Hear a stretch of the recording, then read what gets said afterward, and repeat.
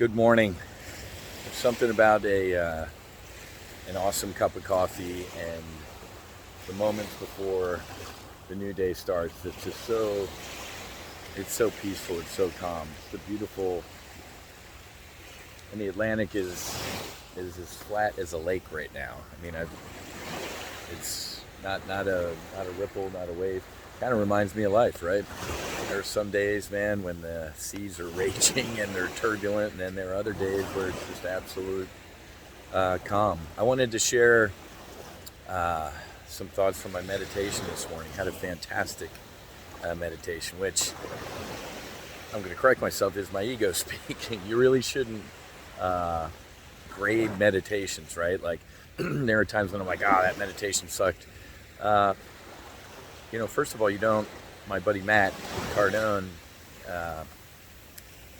brilliant guy, and just a great soul who has said, you don't try to meditate, you just do, right? And you don't grade your meditations.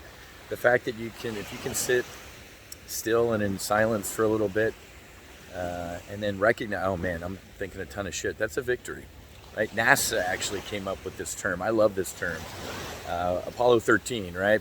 Going to the moon, bad shit happened, they're gonna die. They came home. They rescued them. That was called a successful failure, right? So in my meditations, I use that term every once in a while. Like, instead of saying, that meditation sucked, that was a successful failure. I knocked it out. And anyway, let me get back on where I was, because it was good, and I got to reconnect with my sister a little bit, and my father. And here's what I wanted to share with you, is that because I still miss them, even though I got to experience them and see them, and I know where they are, which is everywhere. They're in that seagrass, they're in this sand, they're in this ocean, they're in this sunrise, right? But the human in me, right? I get that there's something in here. There's a soul. It's eternal. But this bag of flesh still misses them. I still miss a hug, and all that. And that's okay. But this isn't easy. I don't want anybody to think that a spiritual awakening or doing any of this stuff, it's work. It's work on yourself, but it's work that's just, it's incredible to do. Doing the medicine. So again, I want to stress, you don't need plant medicine. You don't need toad. You don't need this stuff to do this, right? To have a spiritual awakening, man. It can. But when I'm dealing with my brothers and my sisters from the military who, don't take drugs, or, kind of have that immediate visceral reaction to, I don't need any of that. It can be a pretty cool appetizer. It can get us kind of on the fast track to healing, right? The military does a fantastic job of molding you into a killer, and they do a horrific job once they're done using you of throwing you over the fence back into the civilian world. So my point being is this. You don't need this, but it helps.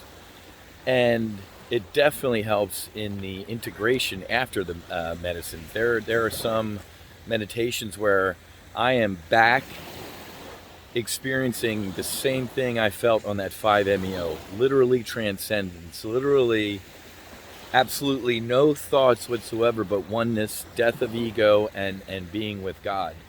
I'm going to be honest with you. Before I did the medicine, I was nerve-sighted, which is, it makes me laugh, that term, nerve-sighted. My wife, my beautiful bride Susie, came up with that term, nerve-sighted, which we could talk about offline. Really, really very cool. But I was nervous. Like, man, what, and I don't say scared, it was nerve-sighted. But I remember before taking the ibogaine, before doing the 5-MeO, and this is what I remembered this morning, is so my parents, my brother, my sisters, they lied to me. I was about to say in a good way, but I guess lies are never good. But I understand why they did, because about a year or two ago, I was doing some research because I was given a keynote to MAD, Mothers Against Drunk Driving, because I was like the co-chairman for the MAD Dash down in Fort Lauderdale, and I wanted to do a little bit more research on my sister and what happened. And my parents, God bless them, and my family, since they told me she didn't suffer. She was thrown from this car, she broke her neck, and, it was quick. I remember seeing her in her casket. My parents put her in her Catholic schoolgirl outfit, Our Lady of Mercy Academy, and her fucking neck was huge.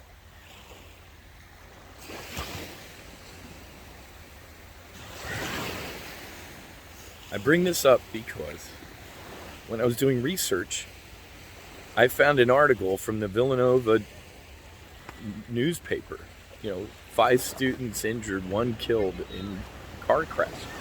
And they quoted a nurse from Misericordia Hospital that said she suffered greatly. It was just a formality bringing her here. God, that fucking... She suffered greatly. Here's why I bring this up. So when I was nerve-sighted about taking the medicine, or my dad dropped dead getting on the treadmill in the garage, man, at 65, strong as an ox. Strong as an ox, man. He was getting on the treadmill, dropped dead. He was dead before he hit the ground. He broke his nose. He didn't, if you fall forward, you put your hands out. He broke his nose because he was dead before he hit the ground. I'm okay because I felt them this morning. I feel them now. Here's what I'm getting at, is in that nervousness about doing this, about taking this medicine, or having this this awakening, or being on this journey, I thought, because we never know when we're going to die, right? We don't know the time, the hour, the second of our death. The trick that I've really learned after 52 years, almost 53, you gotta die. You gotta die before you die. Die now. Die now so you can start living. Die before you die. So in the wasn't a hesitation, but in that nervous excitement before taking the medicine, I thought about Monica and her incredible suffering before she died. Or in the instant that my dad kind of realized, this is it. If they could do that, who am I not to take the risk? So, anybody who wants to do this journey or take this type of exploration, you're very brave. First of all, to even wanting to be better or to heal. But know that, it could be a lot fucking worse. Die before you die so that you can live. So that you can live. And I'm going to live today. The sun's coming up in about 15 minutes, man, and it's going to be a glorious day.